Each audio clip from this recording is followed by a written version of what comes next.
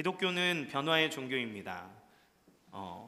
단지 무엇인가를 깨닫는 것을 얘기하는 것이 아니라 내 생각과 삶 그리고 존재 자체에 혁명적인 변화가 일어나는 것이 기독교인 거죠. 모든 고등 종교들은 자기들의 교리와 깊은 사상적 사색이 존재합니다. 그래서 그것을 깨닫고 더 높은 경지에 오르도록 이야기를 하죠. 그 안에서 깨달음을 얻어 성숙한 인간의 길로 이끌어 가도록 해서 인의와 사랑과 인내 이런 것들을 그 삶 안에 배우도록 합니다.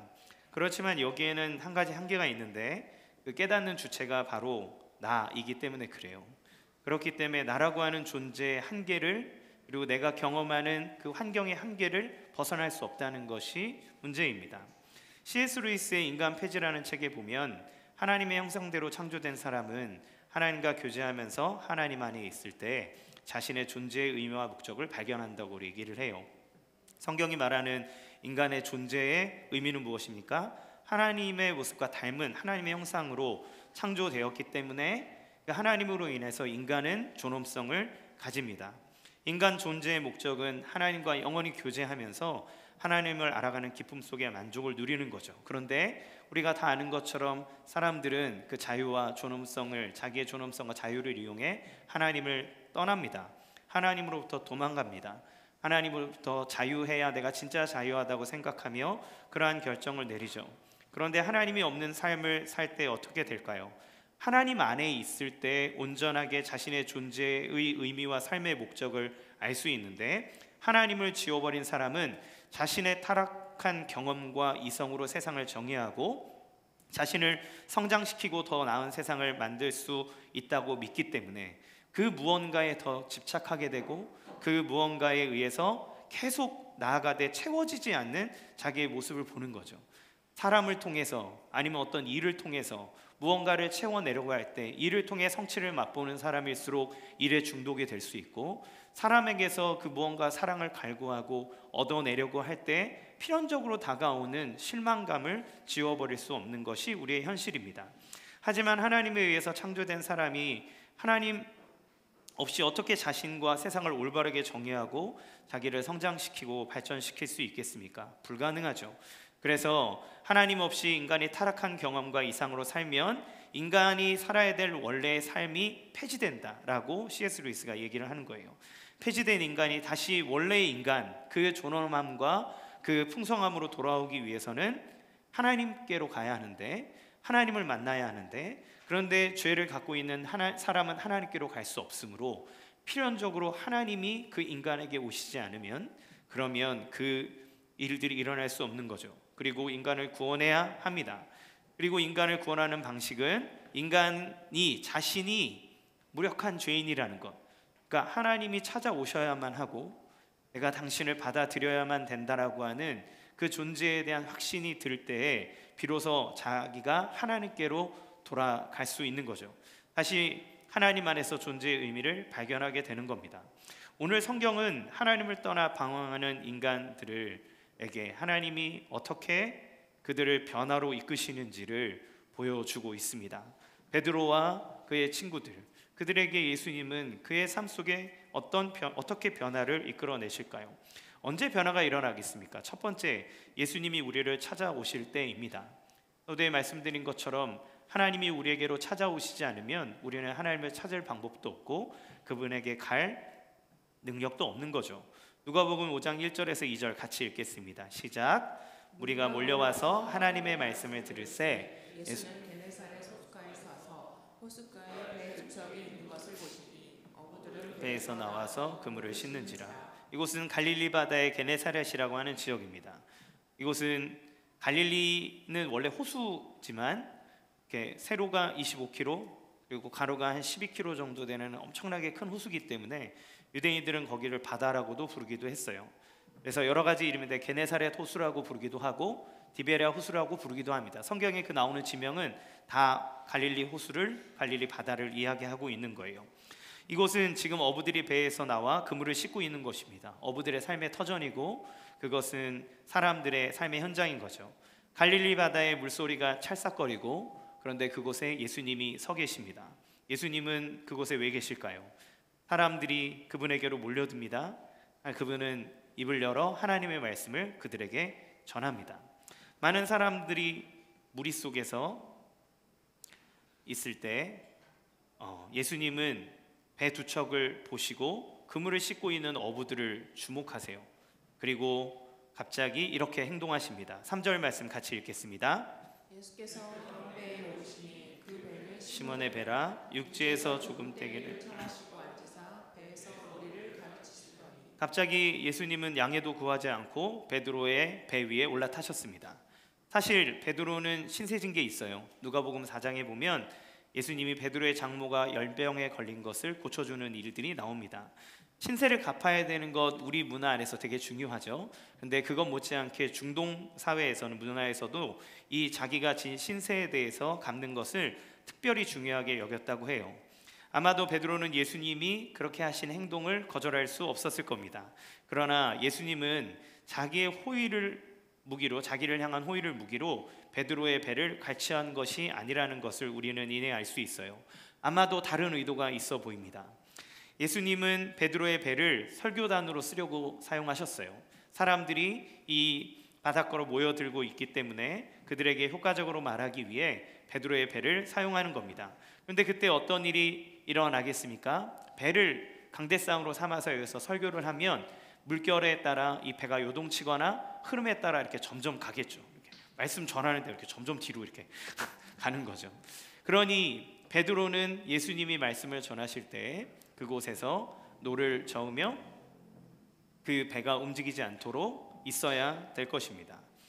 그러니까 베드로는 그 베드로 자체가 의도하지 않았지만 마치 유명한 목사님이 하시는 집회에 보면 사람이 가득 차서 할 수 없으니까 막 강대상에 올라와서 말씀을 듣잖아요. 그 밑에서 막 사모하는 마음으로 말씀을 듣는 것처럼 베드로는 예수님의 가장 가까운 자리에서 예수님의 말씀을 듣게 되는 거예요. 무엇입니까? 예수님은 그물을 싣고 있는 베드로를 보셨고 그 베드로를 자신의 말씀 안으로 초대하고 계시는 거예요. 사실 이곳은 사람들이 조용히 집중하는 회당이 아닙니다. 그래서 저희처럼 집중해서 이야기를 들을 수 있는 것도 아니고 물소리와 사람들이 일하는 소리들 분주하고 말씀을 전할 수 있는 곳이 아니죠. 그러나 예수님은 물고기 잡는 현장으로 찾아오신 거예요. 사람들이 애쓰고 있는 삶의 현장으로 찾아오신 겁니다. 우리가 하나님을 찾을 수 없게 하나님이 사용하시는 방법은 당신이 우리를 찾아오시는 것인데 예수님이 육신의 몸을 입고 오심도 우리에게 직접 찾아오시기 위함이고 그리고 육신을 입은 예수님도 그 제자를 그 사람에게 하나님의 말씀을 들려주시기 위해 그들의 삶의 터전으로 가시는 거죠. 이것이 베드로에게 나타나는 변화의 첫 번째 시작입니다. 예수님은 베드로를 보셨고 그에게 직접 다가오시는 거예요. 그는 어떤 상황이었습니까? 사실은 그는 말씀을 들을 수 있는 마음의 여력이 없었습니다. 5절 말씀에 보면 밤새도록 그물질을 했지만 고기를 잡지 못한 실패감, 허탈감, 그리고 내일의 삶, 오늘 이렇게 실패했는데 내일은 잘 될까라고 하는 삶의 무력함, 이 모든 것들이 몰려와서 힘없이 아마도 그물을 싣고 있지 않았을까 생각이 듭니다. 거기에서 예수님이 와서 말씀을 전한들 베드로의 귀에 그 예수님의 말씀이 들어올 수 있겠습니까? 그 무슨 소리가 들린지는 모를지언정 아마도 온통 베드로의 머릿속에는 자기가 살아갈 생각, 실패한 오늘의 그물질, 내일은 또 어떻게 살아가야 하는 삶의 여러 가지 문제로 마음이 번잡하고 복잡한 마음이 있겠죠. 그때 예수님은 그를 부르시는 겁니다. 나에게로 오라고, 내가 너를 위해 이곳에 왔노라고 하며 부르는 거죠.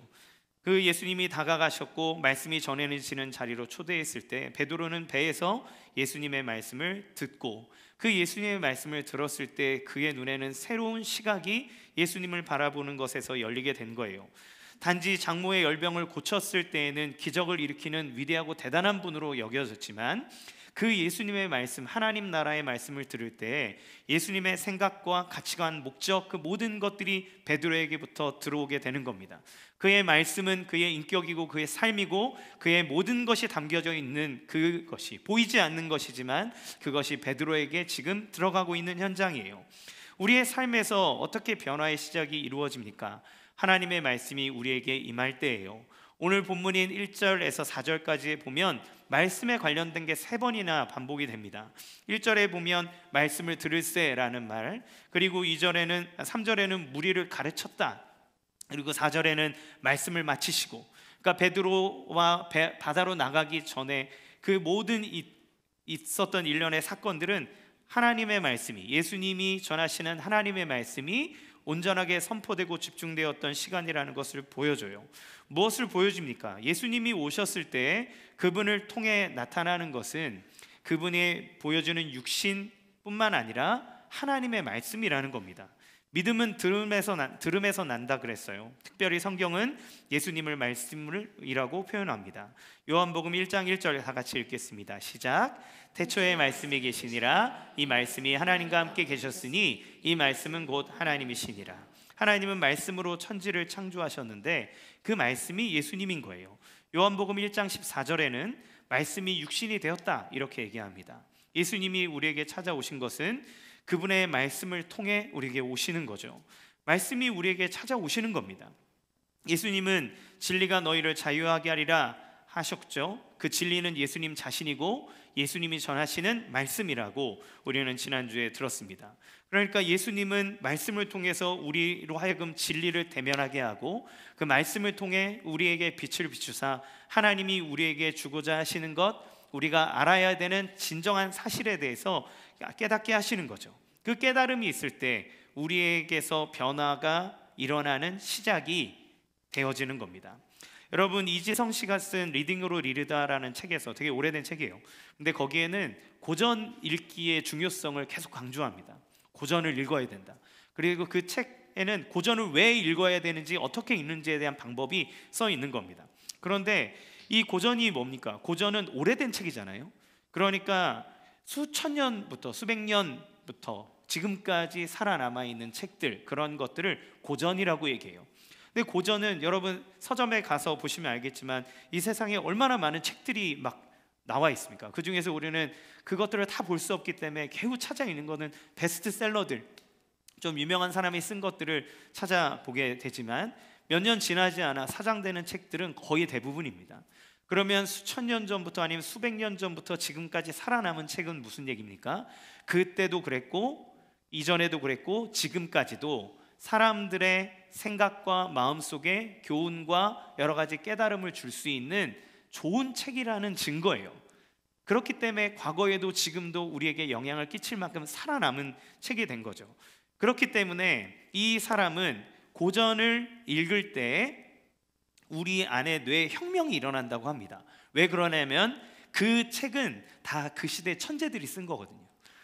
그 시대의 천재들이 그 시대를 뛰어넘는 사상과 생각들을 가지고 기록한 책이에요. 그래서 여러분 고전들을 읽어보시면 안 읽힙니다. 한 장 넘어가는데 너무 오래 걸려. 이게 말이야 방구야, 이게 무슨 말이야, 이게 도대체 뭐라 그러는 거야, 그러면서 분명히 한글로는 이 글을 다 읽어내는데 머리는 아무 이해가 되지 않는 이상한 말을 막 거기에다가 써놔요. 그러면 우리에게는 멘붕이 옵니다. 내가 도대체 뭘 읽고 있는 건가? 분명히 영어도 아니고 독일어도 아니고 한국말인데 나는 이것을 왜 이해하지 못하고 있는가? 그러면 번역이 잘못됐네 막 이렇게 하지만 잘 안 읽혀요. 왜 그런지 아세요? 천재들이 자기의 생각으로 쓴 것이기 때문에 일반 사람들이 이해하기 되게 어려운 말들이 써 있습니다. 물론 고어이기도 하지만 그것에 대한 해설을 읽어도 받아들이기가 참 어려운 내용들이 많아요. 그럼에도 불구하고 그 천재들이 천재적 사고를 가지고 써내려간 글들을, 그것들을 계속 읽는 연습을 하면 그 메시지가 우리 안에 고정관념과 굳어져 있는 뇌를 한번 뒤집는 일이 일어난다고 얘기하면서 고전을 읽어야 된다고 얘기해요. 그래서 아이들에게 어려서부터 고전을 읽혀라 막 이 얘기를 막 많이 해요. 여러분, 그러면 천재들이, 그러니까 우리가 생각하는 것보다 그 위에 있는 천재들이 쓴 글이 우리의 생각을 뒤집는 혁명을 일으킬 수 있다면 온 세상 만물을 창조하신 하나님의 말씀이 우리의 인생과 우리의 생각과 우리의 철학과 우리의 삶을 바꾸지 못할 이유는 어디에 있단 말입니까? 하나님은 우리에게 육신으로 다가오시지만 그러나 그 육신의 오심도 하나님의 말씀을 주기 위해서입니다. 성경 기독교만큼 그 말씀 자체를 가지고 매달리는 곳은 없어요. 왜요? 그것이 하나님의 인격이고 하나님의 마음이고 하나님께서 우리에게 주고자 하는 그 자신이기 때문에 우리는 하나님의 말씀을 우리에게 찾아와서 그것을 내 안에 받아들이기 시작할 때, 그때 비로소 우리에게서 변화의 시작이 일어나는 겁니다. 두 번째, 그 말씀에 의지하여 순종할 때 변화가 일어납니다. 누가복음 5장 5절 같이 읽겠습니다. 시작. 시몬이 대답하여 이르되 선생님, 우리들이 밤이 새도록 수고하였을 때 잡은 것이 없지만은 말씀에 의지하여 내가 그물을 내리리이다 하고. 이것은 예수님이 우리를 변화시키는데 하나님의 말씀이, 예수님의 말씀이 어떻게 작용하는가에 대한 부분입니다. 예수님의 말씀이 끝났습니다. 예수님이 말씀을 마치고 나서 베드로 고마워, 배 잘 썼어 이러고 딱 들어가면 얼마나 편합니까? 안 그래도 밤샜는데, 자야 되는데, 빨리 마무리 져야 되는데. 그런데 갑자기 되지도 않는 말씀을 예수님이 합니다. 얘들아, 깊은 데로 가서 그물을 내려, 그리고 고기를 잡아. 사실 베드로와 동료들은 지쳐 있었고 밤새 고기를 잡다가 실패해서 짜증도 사실 나 있었을 겁니다. 그런데 갑자기 깊은 데로 가서 그물을 던지라고 하는 이야기에 황당한 표정이 지어질 겁니다. 왜냐하면 갈릴리 바다의 물고기들은 밤에 먹이를 먹기 때문이라 그래요. 낮에는 물고기들이 저 깊은 곳 바위 아래에 숨어 있고 밤이 돼야 나온다고 합니다. 더욱이 물고기들은 갈릴리 바다의 언저리에 있는, 그러니까 육지와 가까운 지류와 샘으로 모여든다고 해요. 왜냐하면 호수에서부터 그 시내에서부터 호수로 흘러가는 그 물 사이에 산소가 풍부한 물들이 호수로 들어오므로 물고기들이 그쪽으로 다 몰린다고 합니다. 그러니까 밤에 거기에 가서 그물을 던지면 되는데, 그래서 밤에 물고기가 잘 잡히고 신선한 물이 호수로 흘러 들어오는 물가에 주로 고기가 잡히는 어장이 형성된다는 거죠. 이게 상식이에요. 그래서 케네스 이 베일리 교수가 쓴 중동의 눈으로 본 예수라는 책에 보면 이 부분을 얘기하는데, 어떤 분이 가서 보니 실제로 그 얕은 곳에 밤에 가서 보면 그냥 돌을 던지면 물고기가 막 맞을 만큼 있고, 그물을 던져서 휘 이렇게 저으면 손으로 집어 올릴 만큼 고기들이 있다는 겁니다. 그런데 고기잡이의 곧자도 모를 것 같은 나사렛 출신의 사람이, 육지의 사람이 갑자기 와가지고 이런 말을 하니 얼마나 황당하겠습니까? 그런데 베드로는 이상하게도 예수님의 명령에 그렇게 하겠노라고 반응합니다. 선생님, 우리가 밤새도록 애를 썼습니다. 그러나 아무것도 잡지 못한 거 아시죠? 가장 좋을 때 엄청나게 수고했는데 그래도 하나도 못 잡았습니다. 그렇지만 당신이 말씀하시니 당신의 말씀에 의지해서 당신의 말씀에 따라서 제가 그물을 던지러 가겠습니다 하고 그가 간 거죠. 그리고 말씀대로 그물을 내렸습니다. 어떤 일이 일어납니까? 6절 말씀 같이 읽겠습니다. 시작. 그렇게 하니 고기를 잡은 것이 심이 많아 그물이 찢어지는지라. 순종했을 때, 그가 예수님의 말씀을 받아들이고 그 말씀에 따라 그물을 내렸을 때 경험한 것은 고기가 많이 잡힌 애가 아니라 이제껏 경험하지 못했던 놀라운 어획량을 보는 거예요. 성경 원어를 보면 많은 고깃대가 걸려들었다 이렇게 표현을 하거든요. 그러니까 단순히 고기를 많이 잡은 것이 아니라 물고기떼가 숨어있던 곳에서 나와서 그물로 뛰어드는 겁니다. 베드로의 경험과 지식으로 잡은 게 아니라 하나님이신 예수님의 말씀에 순종했을 때 베드로가 순종한 것처럼 보이는데, 그런데 베드로가 그물을 던졌을 때 예수님의 말씀에 온 자연이 그분의 말에 순종하는 것을 보는 거예요. 예수님이 당신의 하나님의 아들 되심을 나타내기 위해 보여주신 특별한 기적들이 여러 가지가 있죠. 우리가 알고 있는 눈먼 사람을 보게 하거나 죽은 사람을 살리거나 파도를 잠잠하게 하거나 등등 여러 가지 많은 것들이 있습니다. 그런데 예수님은 왜 그런 것들을 보여주셨을까요? 그 기적들은 메시지를 담고 있어요. 예수님은 단지 사람들의 건강을 치료해 주기 위해서 오신 것이 아닙니다. 예수님이 보여주고자 하는 것은 하나님 나라에 대해서 보여주기 위함인데, 그 말씀과 함께 그 기적들이 사람들에게 교보제처럼 그것들이 사람들에게 체험적으로 다가가 그것을 받아들일 수 있도록 하는 중요한 열쇠인 거죠. 그런데 이 사건들, 이 기적들 안에는 예수님이 이거 봐, 내가 힘 있지, 내가 능력 있지, 나 이렇게 잘하지 라고 하는 자기의 능력을 보여주기 위해서가 아니라 예수님이 하나님으로 세상을 다스리고 계신다는 것을 보여주는 겁니다. 나가라 그러면 나가고, 귀신이 잠잠하라 그러면 잠잠하고, 일어나라 그러면 일어나고, 그리고 그가 파도에게, 세상에게 명령하였을 때 예수님이 하나님이신 것을 세상이 알므로, 모든 자연이 알므로 그 예수님의 명령에 복종하는 것, 예수님의 명령에 순종하는 것이 예수님의 기적 안에는 나와요. 지금도 베드로가 가서 자기의 그물을 던지는 것이 베드로의 순종인 것처럼 보이지, 하나의 순종인 것처럼 보이고, 그것이 능력이 되어서 뭔가 되어지는 것처럼 보이지만, 사실 베드로가 그물을 던졌을 때 모든 만물이 예수님의 말씀에 순종하여 그 그물 안으로 뛰어들어가는 겁니다. 그것이 예수님이 나타나는, 예수님이 하나님의 아들이심을 보여주는 아주 중요한 부분인 거죠. 그런데 문제가 있습니다. 이렇게 온 세상이 하나님의 말씀에 반응하고 순종하고 온 세상이 예수님을 하나님의 아들이라 인정하는데 유일하게 순종하지 않는 이들이 있으니 그것은 바로 우리들입니다. 사람이에요. 우리는 하나님에 대해서 깊은 불신앙의 요소들을 갖고 있습니다. 왜 예수님은 시몬에게 깊은 곳에 그물을 내리라고 하셨을까요? 그물을 내려도 닿지 않는 그곳에, 그가 아무리 깊은 곳에 가서 그물을 내린들 그물은 한계가 있습니다. 그들이 갖고 있는 그물 자체는 깊이 내려가는 그물도 아니고 깊은 데 가나 낮은 데 가나 갈 수 있는 곳은 한계가 있어요. 그런데 왜 예수님은 깊은 데로 가서 그물을 내리라고 하셨을까요? 바로 호수 깊은 곳, 그리고 그 낮 시간들은 어부들이 도전하지 않는 영역입니다. 그들에게 있어서 그곳은 기대하지 않는 곳이에요. 그곳에는 일이 일어나지 않습니다. 그곳에는 자기들의 경험과 생각과 모든 노하우를 다 들여봤을 때 거기에서는 자기들이 기대할 일이 아무것도 없는 곳이 깊은 곳이고, 그리고 낮 시간인 거예요. 하나님을 믿지만, 하나님을 두려워하지만, 이들도 유대인이기 때문에 하나님을 믿었고 하나님을 알고 하나님을 두려워하지만, 그러나 자기들의 삶 속에서 하나님이 과연 계셨는가? 그들의 삶 속에서 진짜 하나님은 하나님이신가? 어쩌면 어부라고 하는 척박한 삶 속에서 하나님이 계시고 하나님을 믿기는 하지만 그 하나님이 나의 하나님이냐?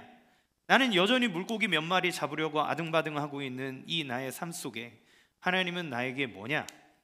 우리나라는 왜 로마의 속국에 잡혀서 그렇게 영광스러운 나라라면서, 그렇게 대단한 나라라면서 우리는 왜 아직도 종살이를 하고 있느냐?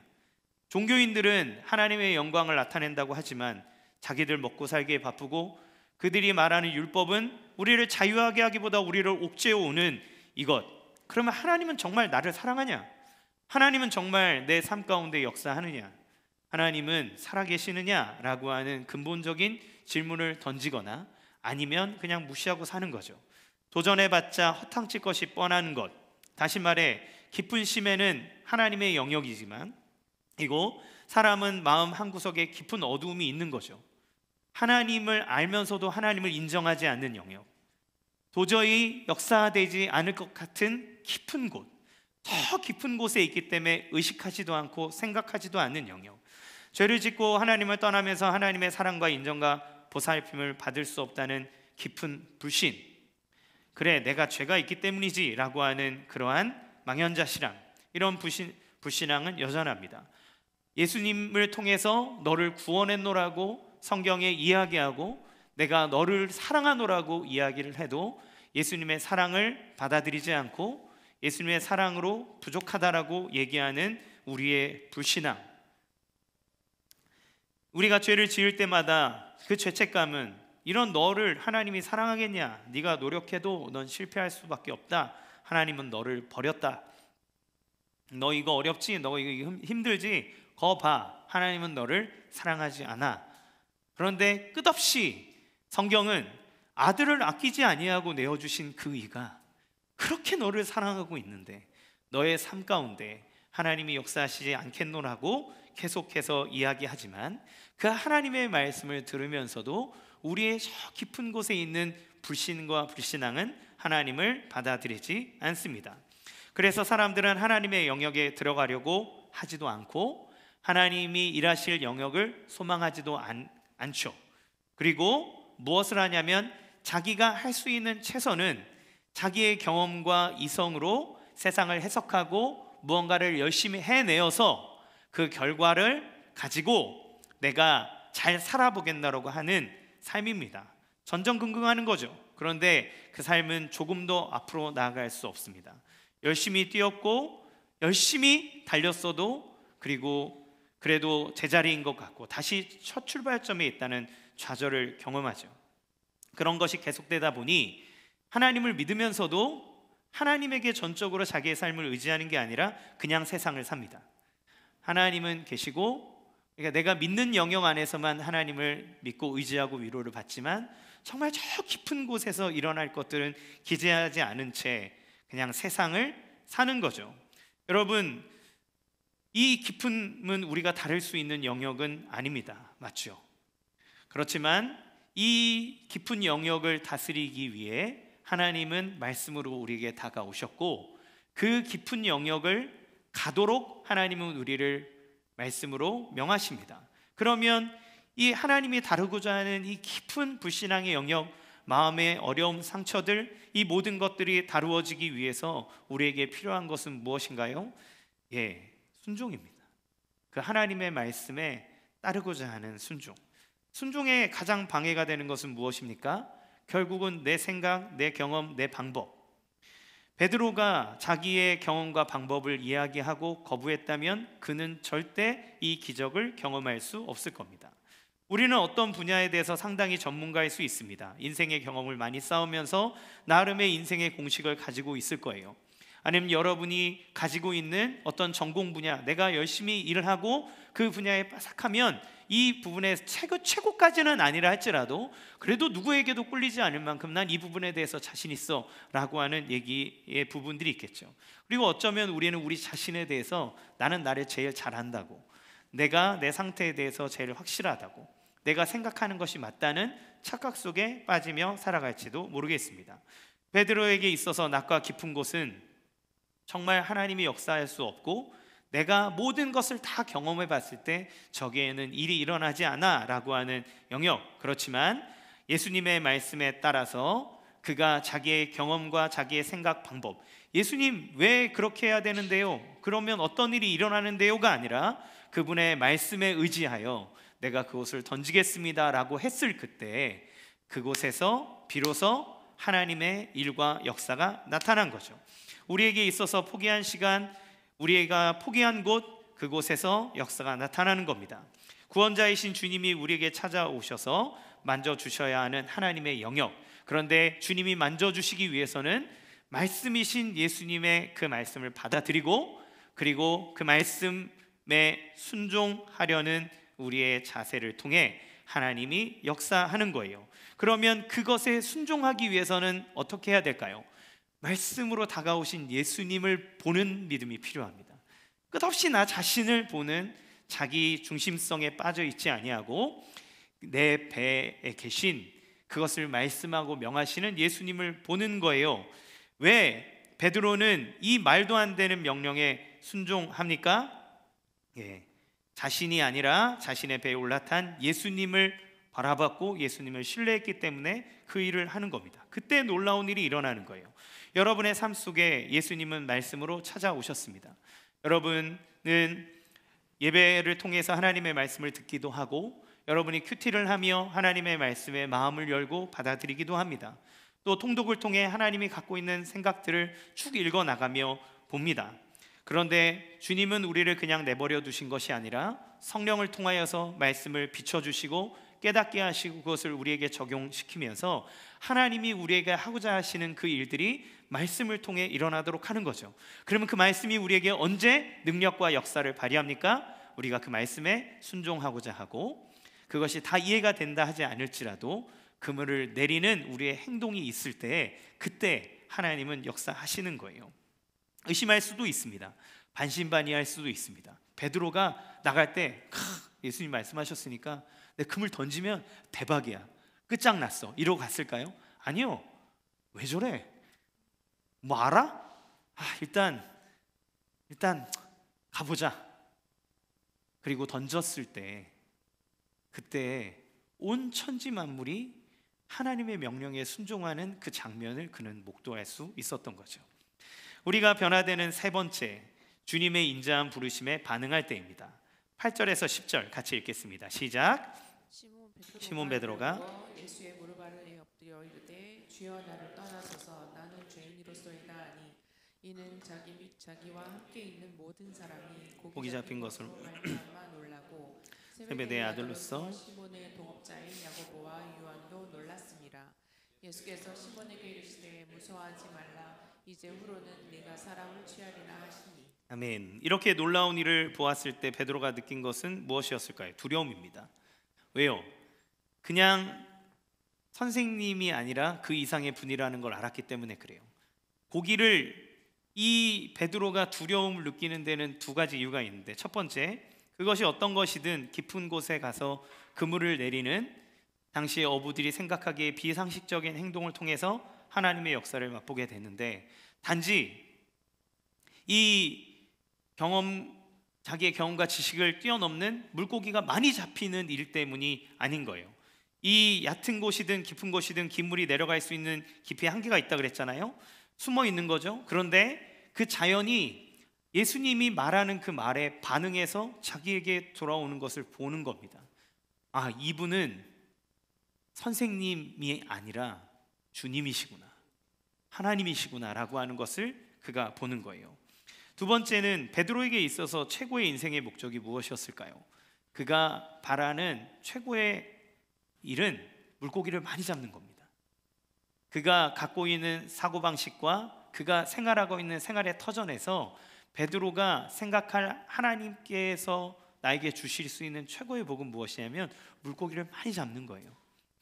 그런데 그 일이 예수님의 말을 통해 이루어졌을 뿐만 아니라 자기가 이것을 원한 것은 이 물고기를 많이 잡아야 우리가 잘 먹고 잘 살 수 있을 유일한 방법이기 때문에, 그것이기 때문에 그가 꿈꾸는 것은 그런 물고기를 많이 잡는 것이죠. 그런데 예수님은 가장 불가능한 시간, 지금껏 볼 수 없는 어획량을 거두게 하십니다.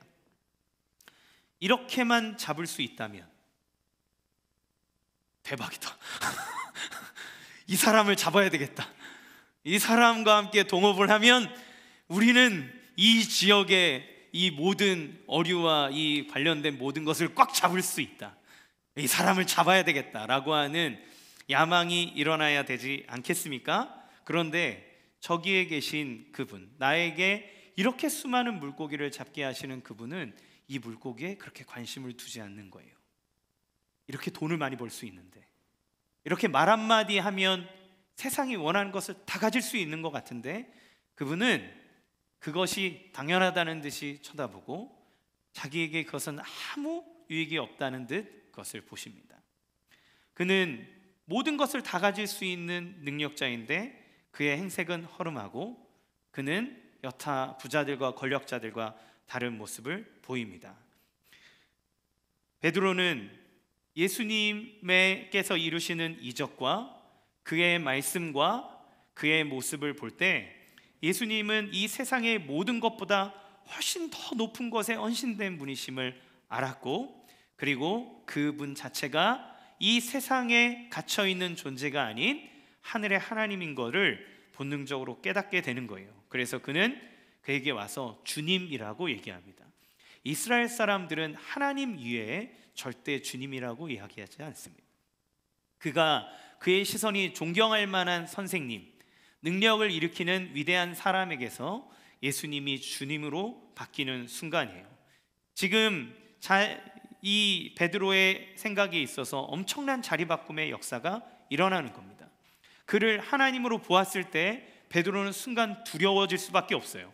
왜요? 이사야가 환상 중에 하나님 보좌에 앉아 계신 하나님을 보았을 때 그 영광과 그 존귀함과 그 엄청난 광채에 압도당해서 그는 납작 엎드리며 내가 죽게 되었도다, 하나님을 보게 되었으니 내가 이제 다 살았다, 나는 이제 끝장났다 라고 하는 자기의 연약함을 보게 되죠.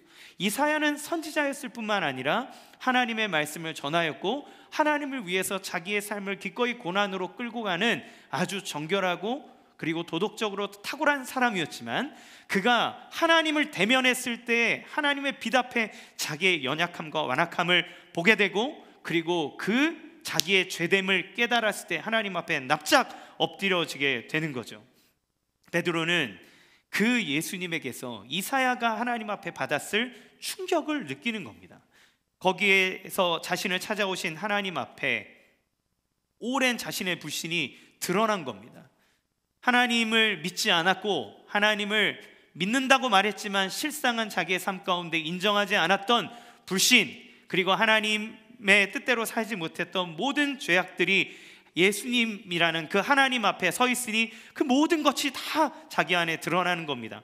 그러니 베드로는 그분 발 앞에 고백하는 거예요. 주님, 저는 죄인입니다. 주님을 떠나십시오. 여기서 우리가 베드로가 보일 수 있는 반응은 주님을 따르겠다고 할 수 없는 겁니다. 나랑 동업하자고 말할 수 없는 겁니다. 당신을 통해서 내가 돈 좀 벌어보겠다고 말할 수 없는 겁니다.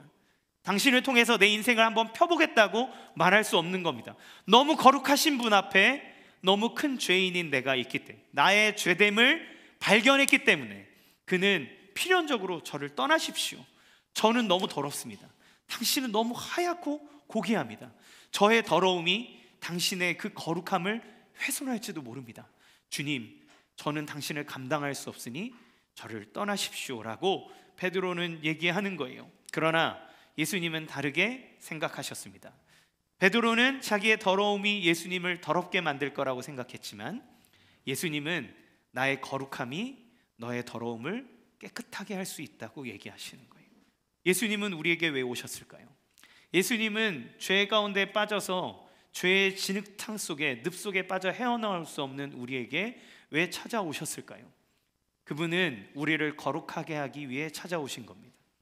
그분은 우리를 다시 하나님의 형상으로, 하나님의 자녀로 접붙임되게 하기 위해 오신 거예요. 그분은 우리의 더러움을 깨끗이 씻어주기 위해 당신이 친히 십자가에 못 박혀 피를 흘림으로 우리의 모든 죄값을 다 씻어내고 우리를 거룩한 하나님의 자녀로서의 의의 옷을 입혀주신 분이 바로 예수님입니다.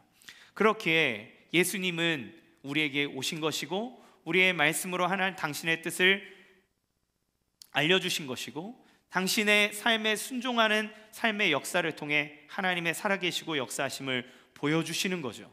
그리고 거룩함으로 그들을 부르십니다. 그리고 네가 나를 따라와라. 내가 너로 하여금 사람을 낚는 어부가 되게 하겠다. 톰 라이트 목사님은 이 본문을 가지고 이렇게 표현했습니다. 베드로야, 우리 동업하자. 베드로가 사실은 예수님과 동업하고 싶었지만 그 예수님이 너무 위대하고 거룩한 분이기에 나는 저분과 같이 할 수 없어 라고 하는 그때 예수님이 베드로야, 내가 하나님 나라를 위해서 이 일을 하려고 하는데 너 나랑 동업하자. 나랑 같이 가자. 베드로는 자기의 부족함, 연약함, 자기의 죄악된 모습을 발견했을 때 예수님을 따라갈 수 없다고 생각했지만 예수님은 우리를 온전하게 정결케 하실 것이므로, 베드로를 정결케 하실 것이므로 그를 부르시는 거예요. 우리가 어떻게 예수님 앞에 나아갈 수 있습니까?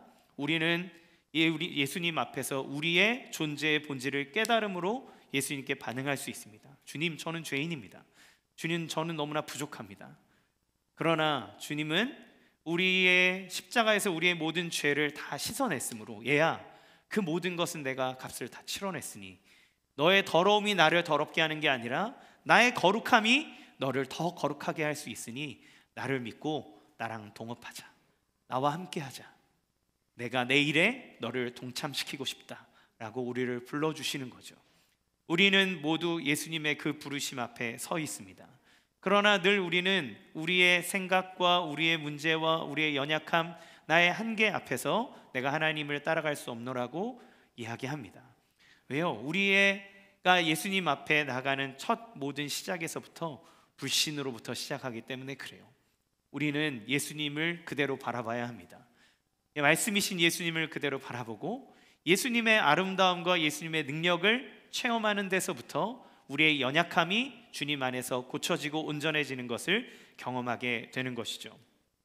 제가 너무나 좋아하는 목사님 중에 자주 설교 말씀을 듣는 목사님 중에 한 분이 노진준 목사님이라는 분이 계십니다. 원래 저희 아내를 통해 소개받았는데 화장할 때 뭘 그렇게 듣고 있더라고요. 그래서 출근할 때 뭐 들어 그랬더니 노진준 목사님 설교를 항상 이렇게 들었는데, 그걸 계기로 듣게 되면서 참 많은 저에게도 영적인 도움을 많이 주셨습니다. 한 번도 뵌 적은 없지만, 그러나 강단에서 그분을 볼 때 너무 뛰어난데 이 아래로는 본 적이 없거든요. 그런데 봤더니 다리가 불편하신 것 같았어요, 봤을 때.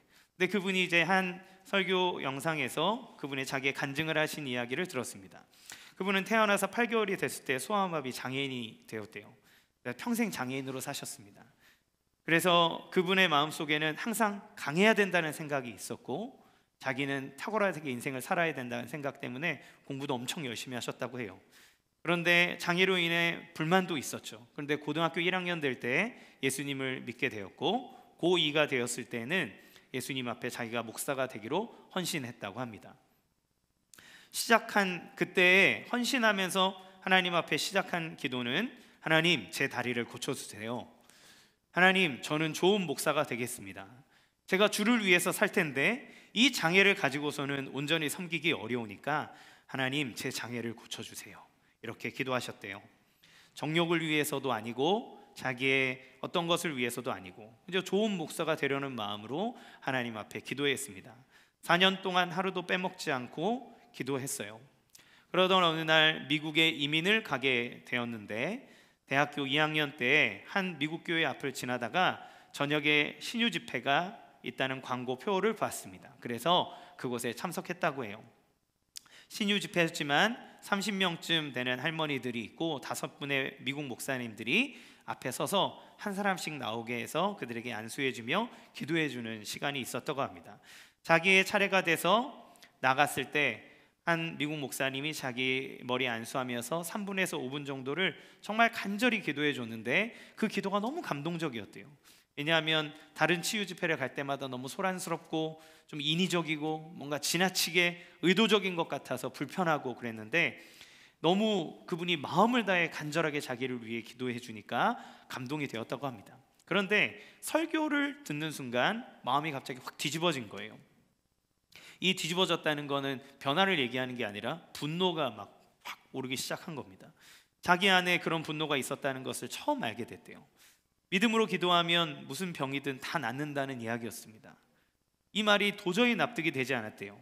내 기도를 들어주시지 않았나? 왜?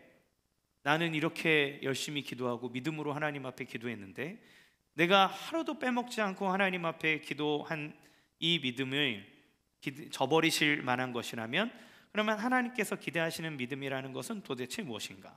왜 내 기도에 응답하시지 않는 걸까? 그래서 미국 목사님에게 그 설교한 목사님을 찾아갔다고 합니다. 목사님, 정말 믿음으로 기도하면 무슨 병이든 낫습니까? 물어보니까 그 목사님이 그렇다 그래요. 그래서 이제 반박을 하기 위해서 바울을 예로 이제 들라고, 바울이 안 고치지 않았냐, 바울이 육체에 가시가 있어서 그게 대부분 신학자들이 아주 심각한 병으로 해석을 하고 있는데, 그가 심각한 병이 있었지만 하나님 앞에 3번이나 구했는데 하나님이 안 고쳐주지 않았냐라고 하는 얘기를 하려고 딱 하는데, 그 목사님이 먼저 바울에게는 육체에 가시가 있었지 하나님께 바울이 열심히 기도했는데 고쳐주셨을까? 안 고쳐주셨을까? 이렇게 얘기하니까 그 청년인 노진주 목사님이 안 고쳐주셨습니다, 이렇게 얘기했어요. 그러니까 그 미국 목사님이 아니지, 나았지, 이렇게 얘기하는 겁니다. 아니죠, 안 고쳐주셨습니다. 그렇게 얘기하니까 그 목사님은 그가 너무 괴로워서 육체의 가시를 벗어달라고 하나님 앞에 3번을 기도했어. 그리고 그 기도 끝에 하나님이 응답하시기를, 네가 받은 계시가 너무 크고 너무 놀랍고 너무 깊은 하나님 나라에 대한 것이기 때문에 내가 너로 하여금 교만하게 하지 않게 하기 위해서 내 몸에 육체의 가시를 주었다. 그러니 네 은혜는 너한테 족하다라고 하는 뜻을 바울에게 보여주셨죠. 그 뜻을 그리고 나서 목사님이 이렇게 얘기했어요. 그 뜻을 깨닫고 난 다음에 바울이 또 기도했을까? 노진준 목사님이 얘기했습니다. 안 했습니다. 그러면 그 병은 나았지. 그에게 있어서 그것은 병이 아니라 오히려 하나님께서 그를 더 올바르게 사용하기 위한 하나님의 은사일 뿐이겠지. 하나님께서 그를 통해 그 일을 하시기 위해서 그 몸에 육체의 가시를 둔 것을 그가 깨달았다면 이제 더 이상 그것을 질병으로 여기며 그것 때문에 괴로워하지 않았을 거다. 그러면 그 병이 나았다. 근데 그 이야기를 듣고 난 다음에 청년 노진준 목사님은 이렇게 고백했습니다. 그날 저의 병이 나았습니다. 소아마비는 저에게만큼은 더 이상 장애가 아닙니다. 일상 속에서의 제약은 있으나 인생의 장애는 되지 못했습니다. 이미 지금 나를 통해서 사람들을 세우시는 일을 해나가는 하나님, 그래서 실질적으로 그분은 모든 것을 순회하면서 하나님의 말씀을 전하고 계시고 또 저와 같은 후배 목사들에게 복음적으로 예수님을 어떻게 나타내는 설교를 해야 될지를 가르치고 코칭하며 사람들에게 설교에 대한 도움과 자기의 그러한 것들을 알려주고 계시면서 하나님의 능력을 나타내고 계세요. 하나님의 선하심과 능력을 믿고 의지하고 말씀으로 다가오신 그 하나님의 말씀을 바라보며 예수님을 봤을 때 그 사람의 가지고 있었던 모든 한계와 생각을 뛰어넘는 하나님의 능력의 역사가 나타나게 된 거죠. 베드로는 예수님의 말씀에 순종하여서 그물을 버려두고 예수님을 따라갔을 때 그 이후에도 베드로는 예수님이 말씀하셨던 물고기를 잡는 그 놀라운 역사를 경험하게 됩니다. 언제 하나요? 사도행전에 보면 베드로가 한 번 설교했을 때 5,000명을 낚아냈잖아요. 5,000명을 거둬들였잖아요. 어떻게 맞습니까? 그가 펼친 말씀의 그물에 5,000명의 사람들이 반응하고 그 그물 안으로 들어오는 것을 베드로는 경험했잖아요. 한 번에 5,000명이 회개하는 것은 말도 안 되는 일입니다. 언제요? 그 자신의 연약함, 예수님을 배신했던 죄된 모습들, 그 모든 것들조차도 예수님 앞에 다 맡겨드리고 자기의 인생의 주체를 예수님으로 삼으며 예수님을 바라보고 예수님의 말씀을 받고 예수님의 말씀에 순종하고 그리고 예수님의 부름에 반응하는 그 삶을 살아갈 때 그의 삶 가운데 나타나는 모든 걸음걸음은 그리스도인으로서의 변화된 삶을 나타내게 되는 것입니다. 사랑하는 성도 여러분, 여러분의 삶 가운데 오랫동안 하나님을 믿고 신앙생활을 함에도 불구하고 변화되지 않거나 여전히 굳어져 있는 것은 무엇이 있으십니까? 여러분 가운데 말씀으로 오신 예수님을 그대로 받아들이시기를 원합니다.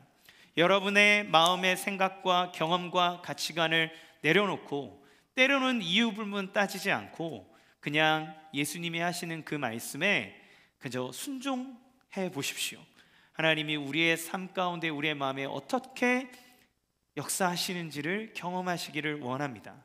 그리고 나와 동업하자고 우리의 인생을 향해 당신의 그 거룩한 하나님의 나라를 위해 자격 없는 우리를 불러주시는 그 부름에 여러분 응답하시기 원합니다. 그러면 여러분의 삶 속에서 여러분이 생각하지 못하는 크고 비밀한 일들을 볼 것이고 알게 될 것이고 그것을 경험하게 될 것이고 그 현장 속에 하나님의 능력을 보게 되는 풍성한 삶이 임하게 될 줄로 믿습니다.